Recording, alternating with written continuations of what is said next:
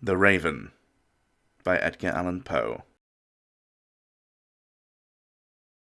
Once upon a midnight dreary, whilst I pondered, weak and weary, over many a quaint and curious volume of forgotten lore, while I nodded, nearly napping, suddenly there came a tapping, as of someone so gently rapping at my chamber door. "'Tis some visitor," I muttered, tapping at my chamber door. "Only this, and nothing more."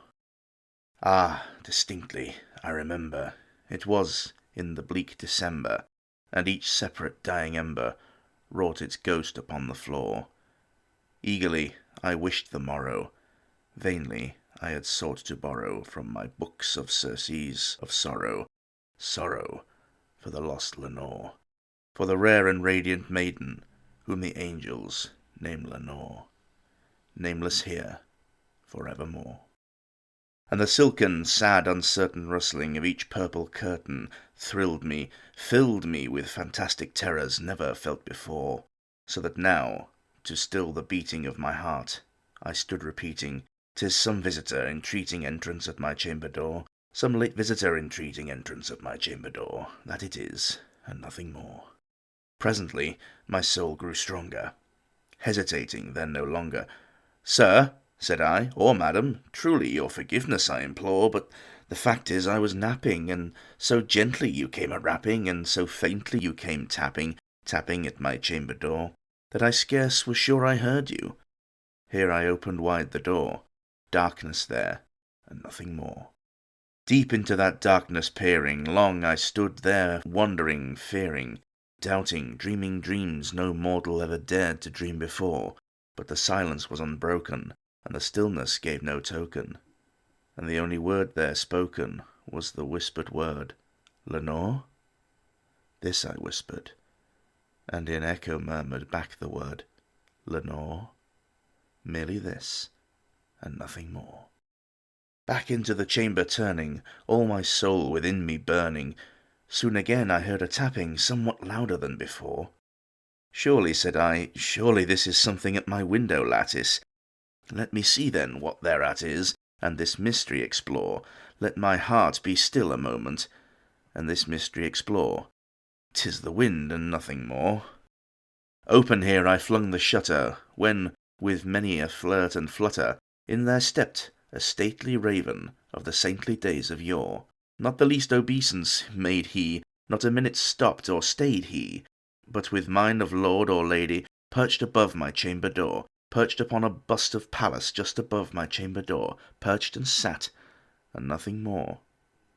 Then this ebony bird beguiling my fancy into smiling, by the grave and stern decorum of the countenance it wore.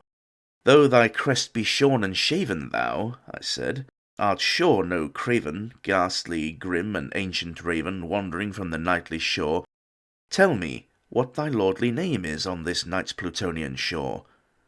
Quoth the raven, "Nevermore."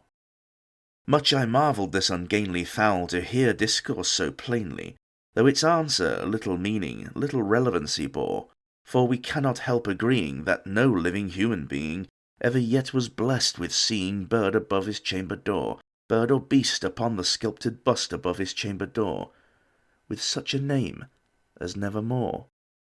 But the raven, sitting lonely on the placid bust, spoke only that one word, as if his soul in that one word he did outpour. Nothing farther then he uttered, not a feather then he fluttered, till I scarcely more than muttered, "Other friends have flown before.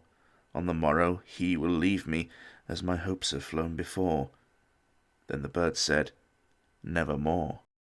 Startled at the stillness broken by reply so aptly spoken, "Doubtless," said I, "what it utters is its stock and store, caught from some unhappy master whom unmerciful disaster followed fast and followed faster, till his songs one burden bore, till the dirges of his hope that melancholy burden bore, of never, nevermore."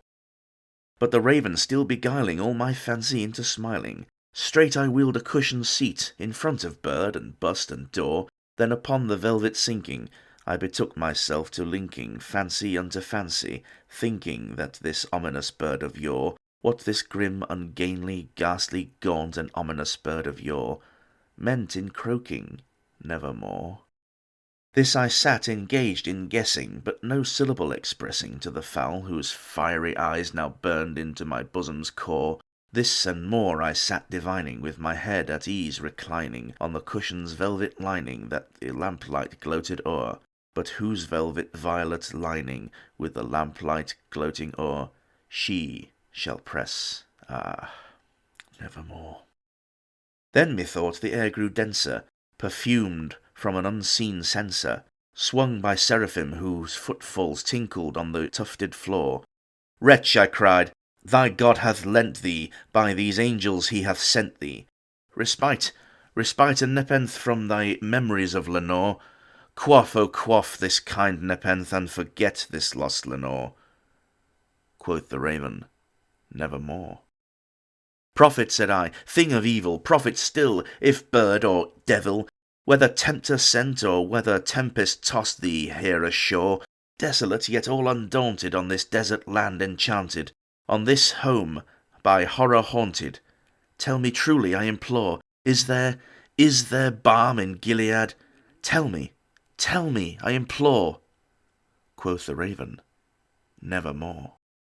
Prophet, said I, thing of evil, prophet still, if bird or devil, by the heaven that bends above us, by that God we both adore, tell this soul with sorrow laden, if, within the distant Aidenn, it shall clasp a sainted maiden, whom the angels name Lenore, clasp a rare and radiant maiden, whom the angels name Lenore.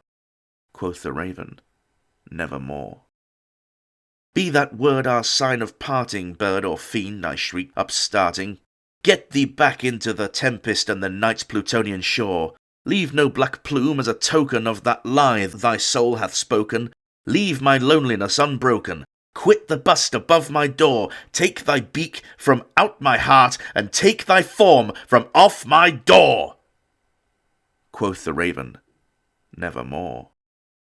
And the raven, never flitting, still is sitting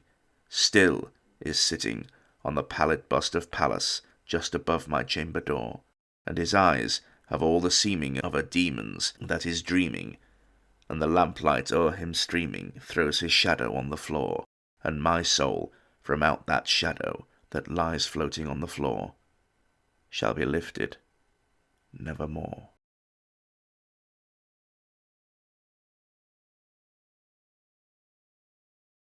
You have been listening to The Raven by Edgar Allan Poe, read by Descent into Darkness. Please like and subscribe for more, lest thy soul know peace nevermore.